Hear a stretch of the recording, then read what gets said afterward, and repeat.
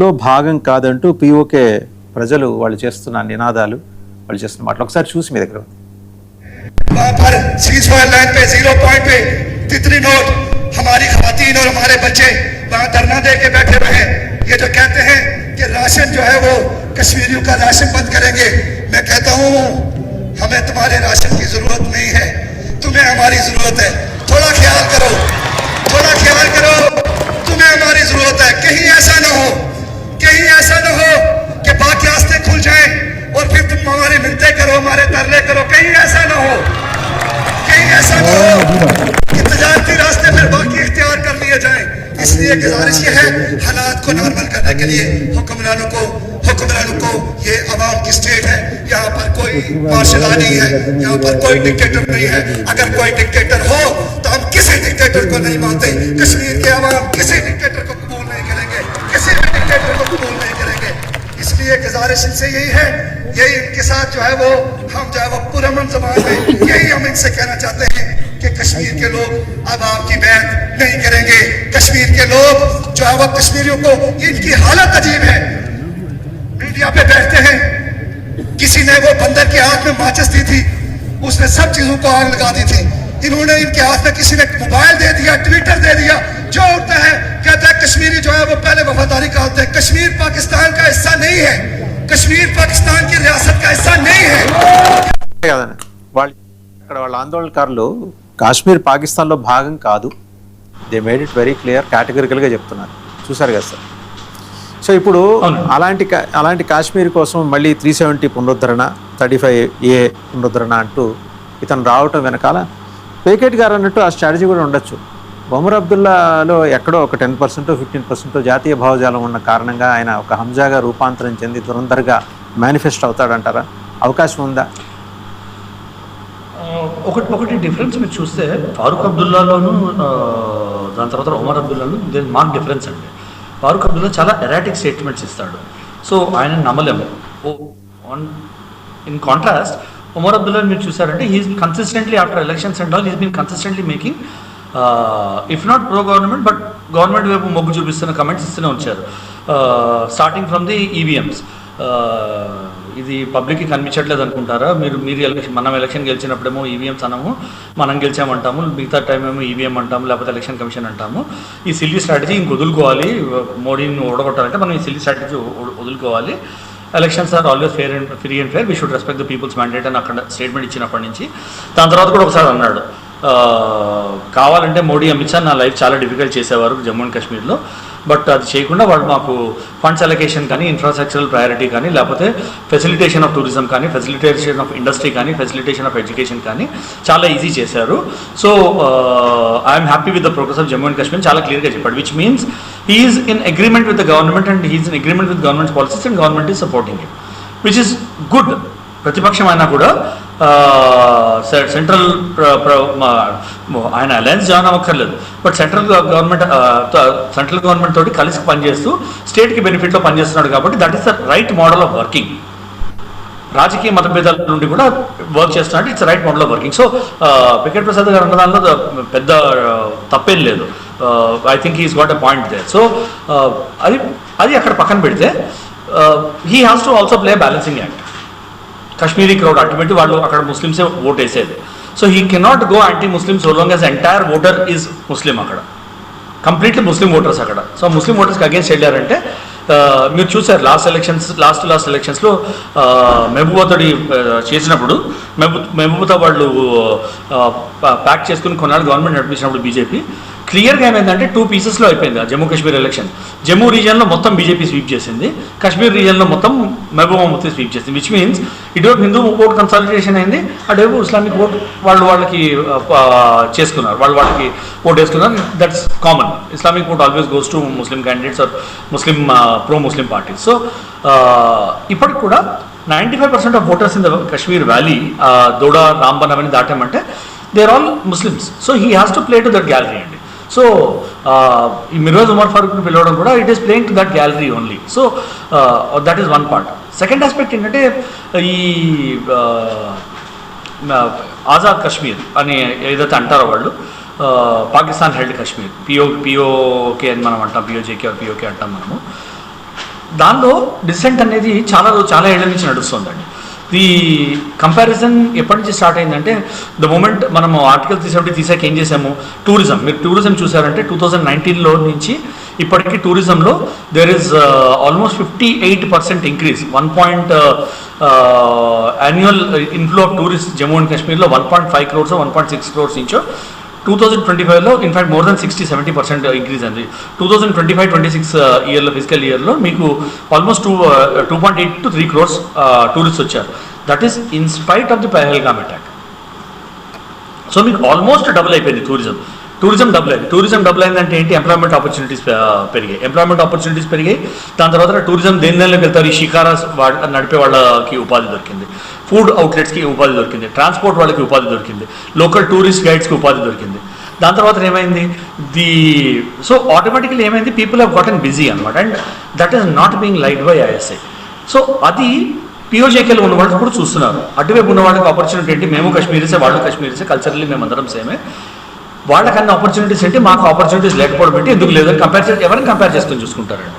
So ఆ కంపారిజన్లో వాళ్ళు వెనక్కి పడుతున్నారు. And so many educational exchange tours అవుతున్నాయి. జమ్మూ అండ్ కాశ్మీర్ స్టూడెంట్స్ని ఇండియాలో తీసుకొచ్చి, బెంగళూరుకి తీసుకొచ్చి, హైదరాబాద్ తీసుకొచ్చి చూపిస్తున్నాము. If you dream you can also do this అని చూపిస్తున్నాం వాళ్ళకి. చదువుకుని కరెక్ట్ దారిలోకి వచ్చారంటే మీరు కూడా వీటిలన్నింటిలో ఇన్వాల్వ్ అవ్వచ్చు అని చూపిస్తున్నాం వాళ్ళకి. సో మెల్లమెల్లగా ఏమవుతుందంటే డ్రీమింగ్ బిగ్ అనే అలవాటు చేస్తున్నాం మనం కాశ్మీరీలకి. Instead of surviving day to day, dreaming big అనేది అలవాటు చేస్తున్నాం మనం మెల్లమెల్లగా. So the moment that happens, ఆ డిసెంట్ పిఓజేకేలో అవ్వడం న్యాచురల్ అండి. ఎందుకంటే culturally they are same, this is no difference ఇద్దరిలో. సో ఆ డిసెంట్ అట్లా అవుతూనే ఉంటుంది. We should keep quiet and keep monitoring it, because అది కొంచెం పెరిగిందంటే we will have a refugee problem and all in India, which we don't want right now. అదొకటి మనం జాగ్రత్తగా కన్నేసి ఆ డెవలప్మెంట్ జాగ్రత్తగా చూడాలి. ఎందుకంటే ఎక్కడ సివిల్ అన్రెస్ట్ అయినా, ఎక్కడ ప్రొటెస్ట్ అయినా కూడా violence అయిందంటే violence has got the tendency to overflow into the neighboring countries. And అన్ఫార్చునేట్గా మనము పాకిస్తాన్ తోటి నైబరింగ్ కంట్రీ కాబట్టి మనం బోర్డర్ షేర్ చేసుకుంటాం కాబట్టి అది మన కర్మ. But will have to live with it. So this trouble in my view మీకు పిఓజేకేలో కానివ్వండి, ఖైబర్ పఖ్తూన్వాలో కానివ్వండి, నార్త్ వెస్ట్ ట్వంటీ ప్రావిన్స్లో కానివ్వండి, లేకపోతే ఆఫ్ఘాన్ బోర్డర్ వైపు కానివ్వండి, బలూచిస్తాన్ వైపు కానివ్వండి, it's going to get worse for Pakistan అండి. There is no doubt about it. It's going to get బహుశా అందుకనే ఇక్కడ ఏదో ఒక హింసని ప్రేరేపించడం కోసమో, లేకపోతే ఉద్రిక్త వాతావరణం సృష్టించడం కోసమో పాకిస్తాన్ ఇలా ప్లాన్ చేసి ఉండొచ్చేమో అనే ఒక సందేహం కూడా ఉంది సార్. ఏది ఇలాంటి వాళ్ళని అవుతుంది. పాకిస్తాన్ ప్యూర్గా సర్వైవ్ చేసేది ఏంటంటే భారత్ దూషణ మీద. వాళ్ళకి డెవలప్మెంటల్ ఎజెండా ఏం లేదు, జాబ్ ఎజెండా ఏం లేదు వాళ్ళకి. నేను ఎప్పుడు రిపీట్ చేస్తుంటే పాకిస్తాన్లో రెండు ఇండస్ట్రీస్ ఉన్నాయి, and they are number 1 industries in the world. ఒకటి డ్రగ్స్, 2 టెర్రరిజం. అండ్ వాళ్ళ క్లోజ్గా కూడా ఎవరు లేరు. సెకండ్ గ్రూప్లో కూడా ఈ ఇండస్ట్రీస్లో ఎవరు లేరు. సో ఎంతమందిని ఎంప్లాయ్ చేయగలుగుతారు వాటిల్లో? టెర్రరిస్ట్ కూడా ఒక ఫైనైట్ చావాలి అంటే అందరూ చనిపోరు కదా, వచ్చి చచ్చిపోవడం రెడీ అవ్వరు కదా టెర్రరిజం ఇండస్ట్రీలోకి వెళ్ళి. సో ఇవి ఏమవుతాయంటే ఆపర్చునిటీస్ లేవు, ఆపర్చునిటీస్ క్రియేట్ చేయలేకపోతున్నారు. బేసిక్ అమ్యూనిటీస్ ఇన్ఫ్లేషన్ కూడా తగ్గించలేకపోతున్నారు. పెట్రోల్, బ్రెడ్, మిల్క్ ఇలాంటివి డైలీ కమోడిటీస్ కూడా వాళ్ళకి ఇన్ఫ్లేషన్ ఆల్మోస్ట్ 200% ముట్టుకున్నాయి after the Iran war. So దాంతో ఏమవుతుందంటే అన్రెస్ట్ డైవర్ట్ చేయాలి అంటే ఒక యాంటీ ఇస్లామిక్ ర్యాంట్ తీసుకురావాలి, యాంటీ ఇస్లామిక్ ఎజెండా తీసుకురావాలి. వాళ్ళు యాంటీ ఇస్లామిక్ ఎజెండా తీసుకురావాలంటే ఈజీ టార్గెట్ ఎవరు? ఇండియానే. The only Hindu nation in the entire region or in the entire world ఇండియానే. So ఏం చేయొచ్చు, ఆటోమేటిక్గా మన మీద చూపించారు. They will unite Pakistan people at least temporary emotion create చేసి టెంపరీగా ప్రాబ్లమ్ని పుష్ చేస్తారు. అంటే ప్రాబ్లమ్ సాల్వ్ చేయరు వాళ్ళు, బట్ ప్రాబ్లమ్ని పోస్ట్పోన్ చేస్తుంటారు. ఇవాళ రేపటికి ఎల్లుండి అవతల ఎల్లుండి పోస్ట్పోన్ చేసుకుంటూ వస్తారు. So successfully they postponing the problem, అంతకన్నా ఏం లేదండి. రైట్. సాయి కృష్ణ గారు, ఇప్పుడు ఇతని మీద చాలా ఎఫ్ఐఆర్లు ఉన్నాయి, అలాగే ఊపా కేసులు, యూఏపీఏ కేసులు కూడా ఉన్నాయి ఉమర్ ఫరూక్ మీద. పాకిస్తాన్ నుంచి నిధులు సేకరించడం, ఉగ్రవాద సంస్థల సంబంధాలు, ప్రజల ఆస్తుల్ని ధ్వంసం చేయడం, రాళ్ల దాడులు, ఆజాదీ నినాదాలు అండ్ భారతదేశ సమగ్రతకు వ్యతిరేకంగా కార్యకలాపాలు. 2008 నుంచి 16 మధ్య 11 కేసులు అండి. Anti national speeches, slogans, stone pelting, ఇటువంటి వాడిని తీసుకొచ్చి ఈరోజు సరే దాంట్లో ఎత్తుగడలు ఉండొచ్చు, వ్యూహాలు ఉండొచ్చు, బట్ ప్రజల ప్రాణాలకి, ప్రత్యేకించి అక్కడికి వచ్చే ప్రజాప్రతినిధుల ప్రాణాలకి ముప్పు వాటిల్లే ప్రమాదం కనిపించట్లేదా? ఆల్రెడీ ఊపా కేసు ఉన్నవాడికి బెయిల్ ఇవ్వడానికి ఇక్కడ కింద మీద చుక్కలు చూపిస్తుంటే ఉన్నవాడిని తీసుకొచ్చి స్టేజ్ మీద కూర్చోబెట్టి ఆయన దన్నాలో మాట్లాడిద్దాం అనే ధోరణి సబబేనా? అది వ్యూహంలో భాగమైతే అయి ఉండొచ్చు కాక, అట్ ది సేమ్ టైం ప్రజల ప్రాణాలకు సంబంధించి కూడా ఇబ్బంది ఉంటుంది కాబట్టి దాన్ని అంగీకరించవచ్చునా? అంటే యాక్చువల్లీ ఇప్పుడే ఆయనని మనం ఆ కంక్లూజన్కి రాలేమండి. 20వ తారీఖు నాడు అతను వచ్చి మాట్లాడడానికి అలౌ చేస్తారా అంటే సెక్యూరిటీ ఏజెన్సీస్ నిజంగా చెప్పాలంటే ఆయన్ని బయటకు వదులుతారని అయితే నేను అనుకోవట్లేదు. సో ఎందుకంటే ఆయనకు చాలా కండిషనల్ వాతావరణంలోనే ఆయన బయటకు తీసుకొచ్చారు. 2024లో ఆయన బయట వచ్చి మాట్లాడిన సందర్భాల్లో కూడా చాలా కండిషనల్ గానే అంత ఈజీగా అక్కడ నుంచి వచ్చేసి ఇక్కడ జంతర్ మంతర్లో కూర్చుంటాడు ఆయన అంటే నేను అంత దూరం రానివ్వరు అనుకుంటున్నాను. మళ్ళీ ముందు 2014లో హౌస్ అరెస్ట్ చేశారు, ఇప్పుడు ఇంకోసారి హౌస్ అరెస్ట్ చేస్తారు, పెద్ద విషయం కాదు. బట్ వాళ్ళు ఆ బేరీస్ వేసుకున్న తర్వాతనే ఆయన అలో చేస్తారని నేనైతే అనుకుంటున్నాను, అలో చేయాలని కూడా నేను అనుకుంటున్నాను. ఎందుకంటే ఓకే, రెండోది మీరు ఇందాక అన్న దాంట్లో ఇందాక వారు ప్రసాద్ గారు చెప్పిన దాంట్లో కూడా ఒక చిన్న కీలకమైన అంశం ఉంది. యాక్చువల్లీ దానికి లింక్ చేసి కొన్ని విషయాలు కూడా జరిగాయి ఈ గత నెల 2 నెలల వ్యవధిలో 3-4 నెలలు అనుకుంటాను for example. So national conference ఉంది కదా, ఒమర్ అబ్దుల్లాకి సంబంధించిన పార్టీ నేషనల్ కాన్ఫరెన్స్ కి 2 లోక్సభ సభ్యులు ఉన్నారు. అందులో ఒక లోక్సభ సభ్యుడు శ్రీనగర్ ఎంపీ ఆగా సయ్యద్ రహుల్లా మెహదీ. ఇతను ఒమర్ అబ్దుల్లాకు వ్యతిరేకంగా ఈ మధ్య కాలంలో రెగ్యులర్ గా స్టేట్మెంట్స్ ఇస్తూనే ఉన్నాడు. So MP okay, Lok Sabha MP ఎన్సీకి ఉన్నటువంటి 2 ఎంపీల్లో ఒక ఎంపీ ఓకే. అండ్ ఇంకో అది కాక మొన్న మధ్యనే ఒక 2 నెలల క్రితం అనుకుంటాను, ఒక వాళ్ళ ఎమ్మెల్యేలు అందరినీ తీసుకొని ఒక బస్సులో ఈ ఒమర్ అబ్దుల్లా ఎవరికి తెలియని ఒక ప్లేస్కి వెళ్ళిపోయాడు. తెలియని కాదు అంటే సిగ్నల్స్ ఏవి లేని ప్లేస్కి అని చెప్పి మీడియాలో రిపోర్ట్స్ వచ్చాయి. అదే సిగ్నల్స్ లేని ప్లేస్కి మన దీంట్లో వెళ్ళిపోయాడు, బస్సులో వెళ్ళాడు. అయితే తను ట్వీట్ కూడా చేశాడు, బస్సులో వెళ్తూ మేమందరం కలిసి ఒక కొత్త స్ట్రాటజీని వేసుకోవడం కోసం, ఒక రివ్యూ చేసుకోవడం కోసం వెళ్ళాము 18 నెలల జమ్మూ కాశ్మీర్ ప్రభుత్వం జరిగిన టైంలో అని చెప్పేసి ఒక స్టేట్మెంట్ ఇచ్చాడు అప్పుడు. సో అదొక పాయింట్ ఎమ్మెల్యేలకు సంబంధించి. అండ్ ఎంపీ విమర్శలు కంటిన్యూస్ గా చేస్తున్నాడు. ఇతను ఏం విమర్శలు చేస్తున్నాడు ఒమర్ అబ్దుల్లాకు వ్యతిరేకంగా అంటే కనుక, ఒమర్ అబ్దుల్లా ఎన్నికల ప్రచారంలో భాగంగా ఆర్టికల్ 370ని మళ్ళీ రీస్టోర్ చేయడం గురించి మాట్లాడాడు, కానీ దాని గురించి అసలు ప్రస్తావించట్లేదు. మోదీ ప్రభుత్వానికి అనుకూలంగా ఆయన వ్యవహరిస్తున్నాడు అని ఒక కంటిన్యూస్ గా మాట్లాడుతూ వస్తున్నాడు. సో ఈ రహుల్లా మెహదీ శ్రీనగర్ ఎంపీ. అండ్ అదే కాదు, అప్పుడు ఆ ఎంపీని ఇప్పుడు ఈ మీటింగ్ కి పిలవలేదు అని చెప్పేసి కూడా ఇప్పుడు ఆయన మాట్లాడుతున్నాడు. ఈ పర్టికులర్ నిరసనకి పిలవలేదు నన్ను అని చెప్పి అంటున్నాడు. అండ్ ఈ మీటింగ్ గురించి జంతర్ మంతర్లో నిరసనకు సంబంధించి ఆయన మీడియా ప్రతినిధులు అడిగిన ప్రశ్నకు ఆయన ఒక సమాధానం చెప్పాడు. ఆయన ఏమన్నాడంటే అసలు ఆర్టికల్ 370 రద్దు చేశారు, దాన్ని రీస్టోర్ చేయమని చెప్పేసి నిజంగా ఉద్యమించాలి, కానీ దాన్ని సబ్సైడ్ చేయడం కోసం ఈయన స్టేట్హుడ్ అనే అంశం మీద మాట్లాడుతున్నాడు. కేవలం రాష్ట్ర హోదా గురించి మాట్లాడితే సరిపోదు, అసలు మాట్లాడాల్సింది ఆర్టికల్ 370 గురించి, అది మాట్లాడట్లేదు. సో ఈయన స్టాండ్ ఏంటో మనకు అర్థమవుతుంది అనేది సయ్యద్ రహుల్లా మెహదీ చేస్తున్నటువంటి స్టేట్మెంట్. ఇది కాక ఒమర్ అబ్దుల్లా నిన్న ఇచ్చిన స్టేట్మెంట్ ఏంటంటే ఎమ్మెల్యేలని బీజేపీ కొనుగోలు చేయాలని చూస్తుంది, మా పార్టీ ఎమ్మెల్యేలని 20 నుంచి 30 కోట్లు ఆఫర్ చేశారు అని చెప్పేసి ఒమర్ అబ్దుల్లా అంటున్నాడు. సో అంటే ఇందులో కొంచెం కాంప్లికేషన్స్ చూస్తే మీరు అర్థమవుతుందా అంటే ఏమనిపిస్తుంది అంటే, నాకు లోక్సభ ఎంపీ ఏమో ఆర్టికల్ 370 గురించి మాట్లాడకుండా స్టేట్హుడ్ లోకి తీసుకొస్తున్నారు అంటున్నాడు. ఇది యాక్చువల్లీ నిజంగా చెప్పాలంటే భారతదేశానికి మంచి పరిణామం. వై? బికాస్ అసలు ఆర్టికల్ 370 అనే చర్చ వాళ్ళ కథ రద్దయిపోతుంది ఇప్పుడు ఈ పర్టికులర్ స్టేట్హుడ్ గురించిన నిరసనలే మొదలవుతాయి కనుక.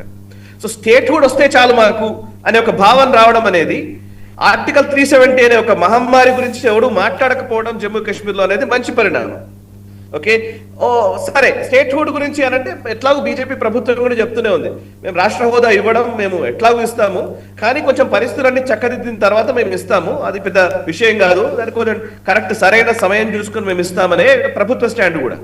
సో జమ్మూ కాశ్మీర్కి స్టేట్హుడ్ ఇవ్వడంలో మనకేం ప్రాబ్లం లేదు, అది మిగతా రాష్ట్రాలాగే జమ్మూ కాశ్మీర్ కూడా ఉంటది అని అంటే మనకేం ప్రాబ్లం ఉంటుంది, ఎవరికేం ప్రాబ్లం లేదు.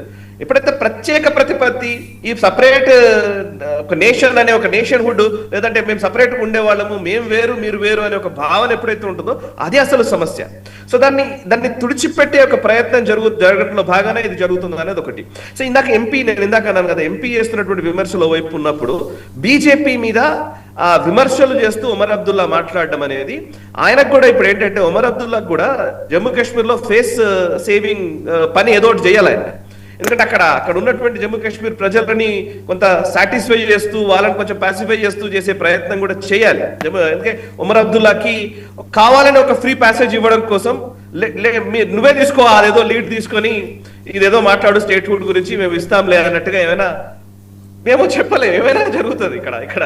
సో నేను చెప్పేది మీకు క్లియర్ గానే వెళ్ళింది అనుకుంటాను. అంటే ఇందులో చాలా రాజకీయాలు ఉంటాయి. ఒకవైపు నెగటివ్ గా కనిపించే దాంట్లో పాజిటివ్. అంటే ఇప్పుడు మీరు చెప్పిన దాన్ని బట్టి చూస్తే నాకు ఇంకొక అబ్జర్వేషన్, సందేహం అంటారా అబ్జర్వేషన్ అంటారా, ఇదంతా ఇలాంటి వాళ్ళందరినీ ఈ గుంపునంతా తీసుకొచ్చి వాళ్ళని ఎక్స్పోజ్ చేయడం కూడా కేంద్ర ప్రభుత్వ ఉద్దేశం అయి ఉండొచ్చుగా. ఖచ్చితంగా ఇందాక మీరు అన్నారు, యాక్చువల్లీ ఇందాక నేను మన జంతర్ మంతర్ లో ప్రస్తుతం ఏం జరుగుతుంది అని అంటే గనక ప్రస్తుతం జరుగుతున్నది ఒక ప్రహసనం నడుస్తుంది. మీకు ఒక ఎగ్జాంపుల్ చెప్తాను. జంతర్ మంతర్ లో సిజేపీ దాన్ని ఏమంటారు, ఏం పార్టీ అనేది, కాక్రోచ్ జనతా పార్టీ. సిజేపీ అనేది గుర్తుంది. సో కాక్రోచ్ జనతా పార్టీకి సంబంధించి అసలు ఏం జరుగుతుంది అని అంటే, గత చాలా రోజుల నుంచి అక్కడ నిరసనలు తెలుపుతున్నారు. ఏం జరుగుతుంది అని అంటే, ఒక అతను ఎవరో ట్విట్టర్ లో పెట్టాడు. యాక్చువల్లీ నాకు అక్కడ రోజు కూడా జనాలు ఎవరు కనిపించట్లే.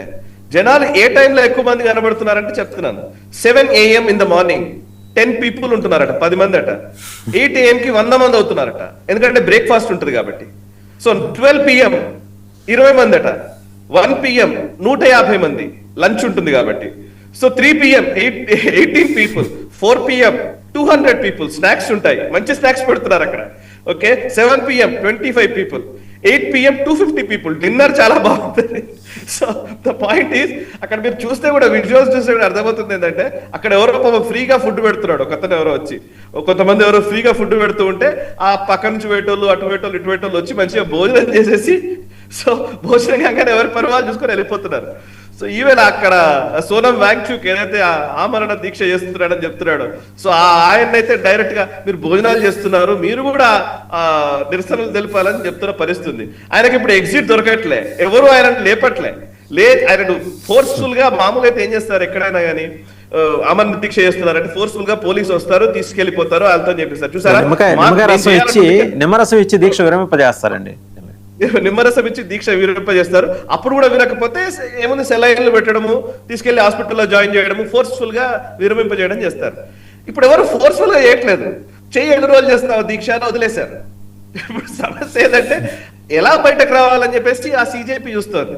ఆ టైంలో ఇప్పుడు ఈ కాశ్మీర్ ఇష్యూ తోటి ఇంకోటి ఏదో తీసుకొచ్చేసి అదే జంతర్ మంతర్ లో మీరు నిరసన తెలుపుకోండి అంటే అయిపోతుంది. సో పాయింట్ ఏంటంటే, ఇంతకు ముందంతా సప్రెషన్ తోటి, అంటే ప్రెషరైజ్ చేసి ఏదో ఉద్యమాల్ని పెంచిన సందర్భాలు ఉండేవి గతంలో. ఇప్పుడు ప్రెషరే అక్కర్లేదు. ఎన్ని రోజులు చేస్తావు ఈ ఉద్యమం చెప్పండి, ఎన్ని రోజులు చేయగలుగుతారు?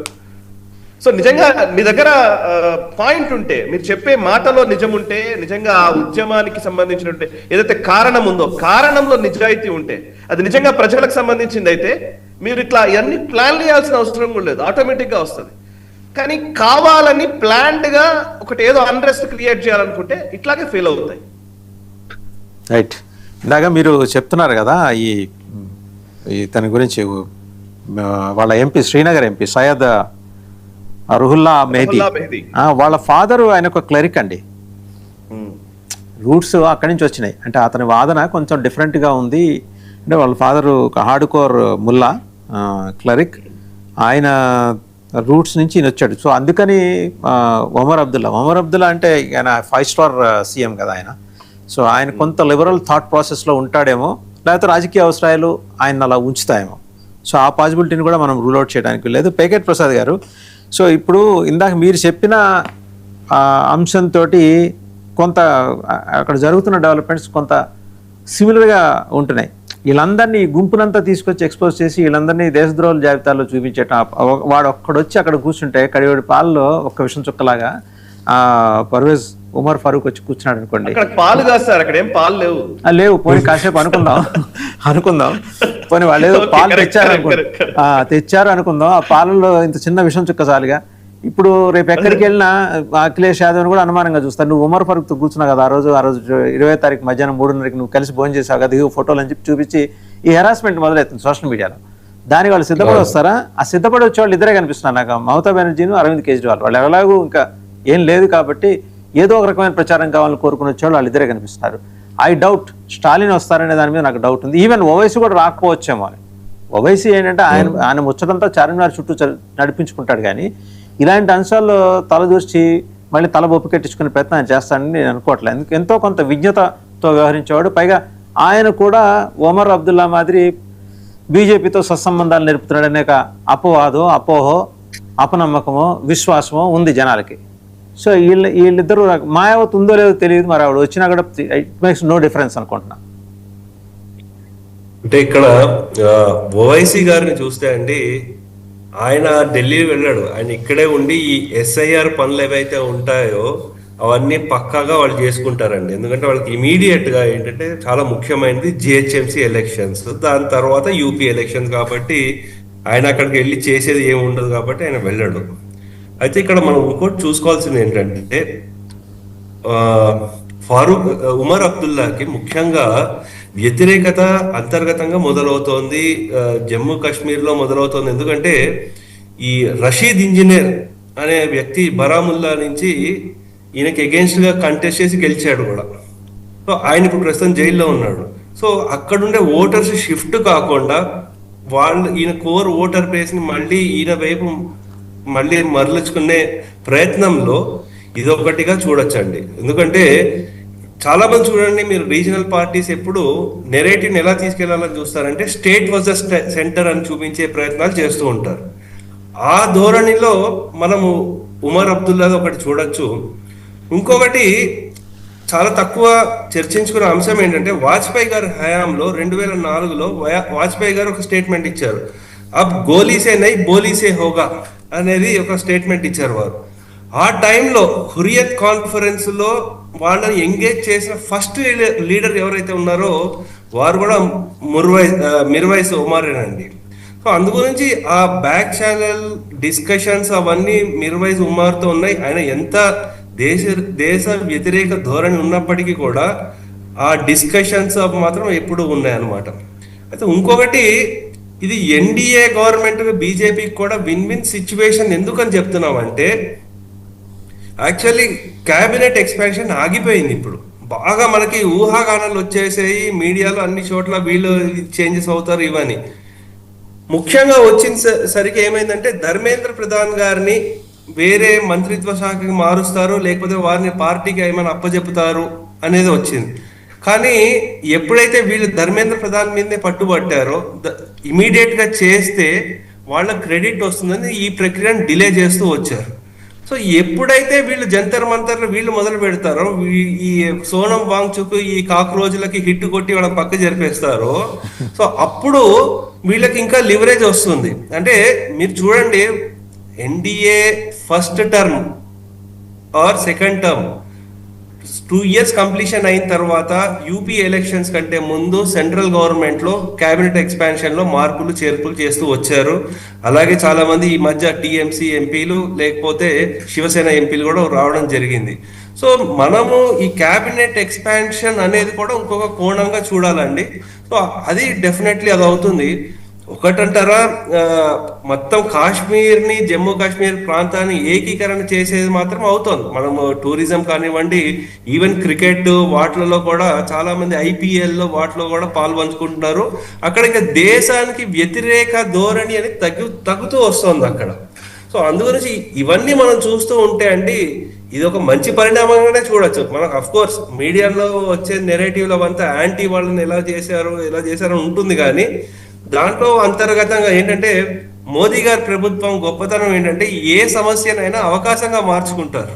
సో దాంట్లో ఇటువంటి వచ్చే సమస్యని ఒక అవకాశంగా మార్చుకుంటున్నారని మనం చూడొచ్చండి.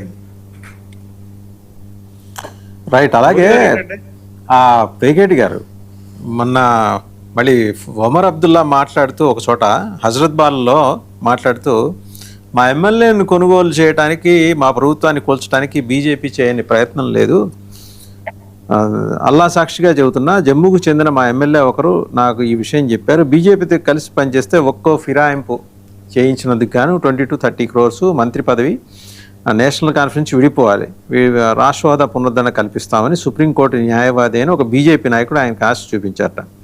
కానీ వారు మా ఎమ్మెల్యేలో ఒక్కరిని కూడా కొనుగోలు చేయలేకపోయారు, ఒక్కొక్కళ్ళకి మా ఎమ్మెల్యేకి 100 crores చొప్పున ఆశ చూపించినప్పటికీ వారు విఫలం అవుతారని నాకు ఖచ్చితంగా తెలుసని. అంటే ఆయనకు ఫరూక్ అబ్దుల్లా గారు ఒక విషయం గమనించుంటారు, సౌత్లో చూస్తే ఇంకా ఎక్కువ ఉంది కదా రెమ్యునరేషన్, ఇది 100 కోట్లు తక్కువ అనేది ఆయన అనుమానం అయి ఉండొచ్చేమో. సో ఒకసారి ఆయనే మాట్లాడారు చూద్దామండి, ఆయనే మాట్లాడారు చూద్దాం సార్. ఓకే. तुम्हारा नेशनल कांफ्रेंस को तोड़ने की कोशिश की जा रही है, और आज आपके पैसों की लालच नहीं चली, जहां आपके मिनिस्ट्रियों की लालच नहीं चली, वहां आप बंद कमरे में मेरे एमएलए को कह रहे हो आओ हमारे साथ, आप जब आओगे तो हम आपको रियासत देंगे। अल्लाह गवाह है, अगर मेरे जम्मू के एक एमएलए ने मुझे कमरे में आके ये बात नहीं कही हो। सुप्रीम कोर्ट का बीजेपी का एक औहदेदार, सुप्रीम कोर्ट का वकील, बीजेपी का औहदेदार मेरे एक जम्मू के एमएलए को बंद कमरे में कहता है हम 20 से 30 करोड़ एक मिनिस्ट्री और रियासत का दर्जा, आप हमारे साथ चलो। కల్నల్ పరం గారు, ఈ 1+2 ఆఫర్స్ ఏవో బీజేపీ బాగా ఇచ్చింది, ఫెస్టివల్ కాకపోయినా ఆషాఢ మాసం ఏమన్నా ఆఫర్లేమో, మరి ఆయన అన్నది బీజేపీ అలాంటి ప్రయత్నం చేస్తుందని అనుకోవట్లేదు. ఎందుకంటే వాళ్ళు ఏకంగా ఒకేసారి కొనుగోలు చేసి ప్రభుత్వాలు మార్చుకుంటారు, కానీ ఇలా ఒక్కళ్ళని ఇద్దరిని కొంటాలంటే ఉండవు. వాళ్ళు నార్త్ చూస్తే ఆషాఢం సేల్ అంటే ఆషాఢం సేల్ మీరు పెట్టారు కాబట్టి మేము కొనుక్కుంటున్నాం అంటారు బీజేపీ వాళ్ళు. మీరు సేల్ పెట్టకండి మేము కొనుక్కోమంటారు. సో అంటే లైటర్ పార్ట్ సైడ్ మీకు ఒకటి మీరు క్రెడిటబుల్ ఏంటంటే మనకి హిస్టరీ ఆఫ్ ఇండియాలో మనం ఎప్పుడు చూడలేదు, బీజేపీస్ పోల్ మెషినరీ అండి. The way BJP's poll machinery influences and the way BJP's poll machinery gets people on board is, మీరు చూడండి గౌరవ్ భాటియా, షహజాద్ పూనావాలా, మీరు టామ్ వడక్కన్, జయంతి నటరాజన్, దాని తర్వాత మీరు అంత కొంచెం ముందరితే జ్యోతిరాజిత్ సింధే ఉన్న వాళ్ళని క్లియర్గా ఇన్ఫ్లుయెన్స్ చేసి ఎందుకు ఏక్నాథ్ షిందే క్యాంప్ ఎన్మాస్ తెచ్చుకున్నారు. అంటే ఏంటి, క్లియర్గా వాళ్ళు తెచ్చుకోవాలన్నప్పుడు దే గో ఆల్ అవుట్. ఏం చేస్తారు అనేది మనకు అనవసరం, all of us can guess, that's okay, money flows and all those things happen. తెచ్చుకోవాలంటే తెచ్చుకుంటారు, వాల్యూ ఉందంటే బీజేపీ చెప్పదు, machinery will get in to act and they will get them. But point ఏంటంటే మీ వాళ్ళు అమ్ముడుపోవడానికి తయారుగా ఉన్నారు కాబట్టి కొనుక్కునే వాళ్ళు కొనుక్కుంటున్నారు, మీరు అమ్ముడుపోకండి.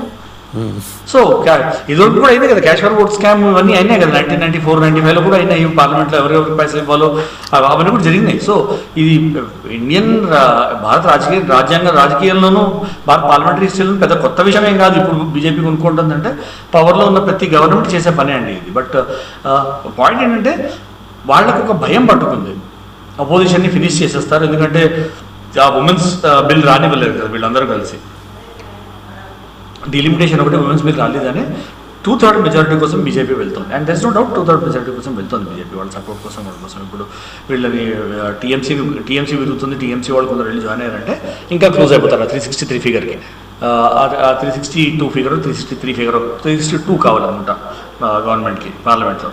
సో అది ఇప్పుడు ఎంతో దూరం లేరు, కానీ పాయింట్ ఏంటంటే అది that is what they are trying for. అదే భయం, ఎవరు దొరికితే వాళ్ళు వేరొకటి తీసుకెళ్తారు. బట్ మీరు మీ వాళ్ళని జాగ్రత్తగా పెట్టుకోండి, మీరు పని బాగా చేయండి, you become popular in public, ఆటోమేటిక్గా వాళ్ళు వెళ్ళారు కదా. మీ దగ్గర ఎజెండా ఉంది, మీ దగ్గర పర్పస్ ఉంది, మీ దగ్గర ఐడియాలజీ ఉందంటే ఎవడ వదిలి వెళ్తాడండి. అవి లేకే కదా వేరే చోటుకి వెళ్తున్నారు, గ్రోత్ ఉంది అని వేరే చోటుకి వెళ్తున్నారు కదా. సో అది మనం బీజేపీని తప్పు కదా. సో వాళ్ళు ఇస్తారు, కొనుక్కుంటామంటారు, మీరు ఎందుకు అమ్ముడుపోతున్నారు అంటే మీరు అమ్ముడుపోతున్నారు కదా ultimately. So it's not a fair argument అండి, వాళ్ళ ఫెయిర్ ఆర్గ్యుమెంట్ కానే కాదు. పవర్లో ఉన్నవాడు, నేను ఎప్పుడు ఒకటి చెప్తాను, చాణక్యుడు కూడా అన్నాడు ఇది, రాజకీయం అనేది రాజు చేసేది రాజకీయం, మిగతా వాళ్ళు చేసేది రాజకీయం కాదండి. వాళ్ళందరూ పాకులాడతారు అంతే, రాజకీయం చేసే పవర్ పొజిషన్లోకి వెళ్ళాలని మాత్రమే పాకులాడతారు అంతే, మిగతా వాళ్ళు చేసేది పాకులాడటమే. రాజు ఆడేది మాత్రమే రాజకీయం. సో ఇక్కడ ఏంటంటే బీజేపీ ఆడేది మాత్రమే రాజకీయం మీరు చూడాలి, మిగతావన్నీ ఏంటంటే బీజేపీని దింపి ఆ పొజిషన్కి ఎట్లా వెళ్ళాలి, by hook or by crook అంటారు కదా, ఎలా వెళ్ళాలి అని ఎఫర్ట్. ఆ ఎఫర్ట్లోనే నేను why I criticize opposition is, మీరు భారత్ జోడో యాత్ర చేశాడు రాహుల్ గాంధీ, చేసిన తర్వాత ఏమైంది, సస్టైన్ చేయలేకపోతున్నాడు ఆయన. ఎక్కడ ఏది సస్టైన్ చేయాలి, ఒక ఇష్యూ ఎత్తుతాడు పారిపోతాడు, ఒక ఇష్యూ ఎత్తుతాడు పారిపోతాడు. నీకు కన్విక్షన్ ఉందంటే సస్టైన్ చేయ పర్పస్ మీద కంటిన్యూ చేయి, దాని మీద అదే ఎజెండా మీద నెక్స్ట్ తీసుకురా, అదే ఎజెండా మీద నెక్స్ట్ తీసుకురా. ఇది ఎట్లా ఉందంటే గాంధీ ఇర్విన్ ప్యాక్ట్ తర్వాత మనము భారతదేశంలో 1931లో గాంధీ ఇర్విన్ ప్యాక్ట్ అయిన తర్వాత మీరు చూసారంటే క్విట్ ఇండియా మూవ్మెంట్, అంటే 1942 దాకా క్విట్ ఇండియా మూవ్మెంట్ ఇది one of the most hyped, అంటే మీరు దాన్ని ఎక్కడైనా కోట్ చేయొచ్చు, but it's one of the most hyped movement in India. Zero result, అంటే ఎక్కడైనా కూడా పబ్లిక్ అప్రైజింగ్ అయిన తర్వాత వెంటనే స్వాతంత్రం రావడం, వెంటనే రాజ్ చేయడం చూస్తాం. కానీ ఇండియా హిస్టరీలోని 1940లో మీరు మూవ్మెంట్ చేస్తే ఇప్పుడు 1947లో మీకు ఇండిపెండెన్స్ వచ్చింది క్విట్ ఇండియా మూవ్మెంట్ వల్ల. అంతకన్నా పెద్ద జోక్ లేదు, మనకి హిస్టరీలో అదే నేర్పించారు. ఈ క్విట్ ఇండియా మూవ్మెంట్ వల్ల మనకు వచ్చిందని, క్విట్ ఇండియా మూవ్మెంట్ వాళ్ళకి ఏం రాలేదు, మనకు ఒరిగింది ఏం లేదు. But quit India movement was the biggest fraud enacted Indian public అంటాను నేనైతే బై కాంగ్రెస్.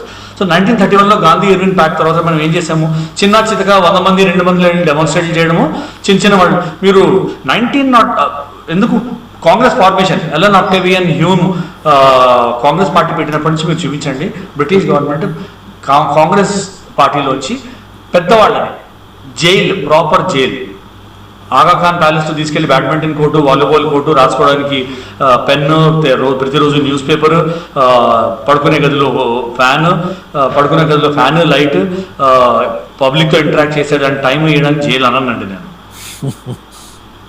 అది బేసికలీ అత్తగారిల్లు.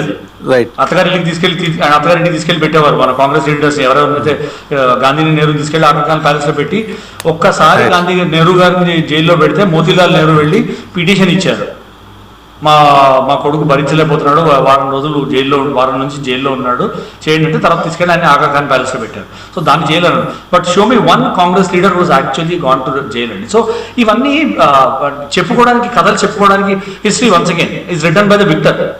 కాంగ్రెస్ గవర్నమెంట్ ఉంది కాబట్టి వాళ్ళు ఇష్టం రాసుకున్నారు హిస్టరీ, మన కథ చెప్తూ వచ్చారు. కాంగ్రెస్ జనతా పార్టీ ఉంది మీకు. కాంగ్రెస్ జనతా పార్టీ ఏముంది ఎజెండా? ధర్మేంద్ర ప్రధాన్ రిజైన్ చేయాలంటారు, అది ఎవరు మాట్లాడలేదు, అయిపోయింది. ధర్మేంద్ర ప్రధాన్ 2-3 ఇంటర్వ్యూలు వచ్చాయి, ఎడ్యుకేషన్ మినిస్టర్ రిజైన్ చేయాలి. ఎవరు ఎడ్యుకేషన్ మినిస్టర్ అదేంటో తెలియదు, నాకు ఎవరో తెలియదు. నీకు ఎడ్యుకేషన్ మినిస్టర్ ఎవరో తెలియకుండా నువ్వు ఎందుకు వచ్చావు నువ్వు జంతర్ మంతర్కి అని అన్నట్టు ఇందాక సాయి గారు అన్నారు, లేకపోతే వెంకట ప్రసాద్ గారు అన్నారు. కరెక్ట్ లంచ్ టైంకి, డిన్నర్ టైంకి, స్నాక్స్ టైంకి పాపులేషన్ పబ్లిక్ పెరిగిపోయి దాని తర్వాత మళ్ళీ వెనక్కి వెళ్ళిపోతున్నారు. ఇంకేమవుతుంది? నీకు ఎజెండా లేదు. రైట్ సాయి గారు, could you please conclude? Time is up quickly. Sai Krishna గారు, క్విక్ కంక్లూజన్ అండి. యాక్చువల్ క్విక్ కంక్లూజన్, ఎక్కువ టైం తీసుకోకుండా. బస్ ప్రస్తుతం పరం గారు చెప్పారు చాలా క్లియర్ గా, జమ్మూ కాశ్మీర్ లో ఇంతకు ముందున్న పరిస్థితులు వేరు, ఇప్పుడున్న పరిస్థితులు వేరు సార్. కాంగ్రెస్ పార్టీ లేదా మిగతా విపక్ష పార్టీలు ఇవన్నీ కూడా కన్ఫ్యూజన్ లో ఉన్నాయి. బీజేపీ మాత్రమే క్లారిటీతో ఉంది. ఇది కరెక్ట్ గా అర్థం చేసుకోవాలి. క్లారిటీ అంటే ఆర్మ్డ్ ఫోర్సెస్ విషయంలో వాళ్ళకి ఏ అధికారాలు ఇవ్వాలి, ఎంత ఫ్రీడమ్ ఇవ్వాలి అనే విషయం కావచ్చు, రాజకీయంగా అక్కడ ఎటువంటి పరిస్థితులు ఉండాలని కావచ్చు, ఆర్టికల్ 370ని రద్దు చేయాల్సిందే అనే విషయం దగ్గర నుంచి కశ్మీర్ కి ఏం చేయవచ్చు అని చెప్పే విషయాల వరకు కూడా వాళ్ళు డిఫరెన్స్ చూపిస్తున్నారు. అక్కడ వాళ్ళు ఏదో మామూలుగా అక్కడ ఉన్న అన్రెస్ట్ తీసేయడం కాదు, అక్కడ డిఫరెన్స్ కనబడుతోంది. G20 సమ్మిట్ పెట్టారు, అక్కడ పార్లమెంటరీ ఏరియాను మమ్మల్ని మోనివ్వట్లేదు, ముళ్ళ కంచె మధ్య కశ్మీర్ ను పెట్టారు, ఇంటర్నెట్ బంద్ చేశారు అని ఆరోపణలు చేసిన ఈ కాంగ్రెస్ పార్టీ లేదా నాయకులు ఉన్న టైంలోనే యూరోపియన్ యూనియన్ పార్లమెంట్ లో మాట్లాడారు దీని గురించి. యూరోపియన్ యూనియన్ పార్లమెంట్ సభ్యుల దగ్గర నుంచి మొత్తం ప్రపంచ దేశాల్లో ఉండే వాళ్ళని తీసుకెళ్లి కశ్మీర్ లో కూర్చోబెట్టి G20 సమావేశం నిర్వహించారు. సో డిఫరెన్స్ ని చూపిస్తున్నంతసేపు బీజేపీకి క్లారిటీ ఆఫ్ థాట్ ఉంది కశ్మీర్ విషయంలో, మిగతా పార్టీలకు లేదు. స్వయం ప్రతిపత్తి ఉండాలా, ఉండకూడదా, నిజమేనా కాదా, ఈ కన్ఫ్యూజన్ లో వీళ్ళు రాజకీయంగా ఎప్పటికీ ఎదగని పరిస్థితి కనబడుతుంది. అది ఆ క్లారిటీ ఆఫ్ థాట్ బీజేపీ చూపిస్తోంది ప్రజలకి. అండి ఫైనల్ గా వాళ్ళ క్రికెటర్ షాహిద్ అఫ్రీది మాట్లాడింది చూసి లెట్స్ కంక్లూడ్ అండి. కాశ్మీర్ मेरे ख्याल में हर चीज आप 1 घंटे तक दहशतगर्द वहां दहशतगर्दी करते रहे, ठीक है, वहां तक 8 लाख फौज में से कोई नहीं आया, और जब आए तो 10 मिनट के ऊपर पाकिस्तान पे इल्जाम लगा दिया. तो आई मीन कि खुद ही ब्लंडर्स मारते रहते हैं, खुद ही लोगों को मरवा देते हैं, फिर उनकी वीडियोस दिखाते हैं कि नहीं वो तो जिंदा है. तो आई मीन इस तरह का ना करें. हमने हमेशा देखिए दहशतगर्दी आप कोई भी मुल्क, कोई भी मजहब सपोर्ट नहीं करता, और हम तो हमेशा अमन की, पाकिस्तान हमारा दीन इस्लाम अमन का पैगाम देती है हमेशा. हमने हमेशा इंडिया के साथ अच्छे ताल्लुकात बनाने की कोशिश करते रहे हम लोग हमेशा. हमें काफ़ी थ्रेट्स मिलती रही वहाँ से, टूर से पहले हमें ये भी नहीं पता होता था कि हम जाएंगे कि नहीं जाएंगे.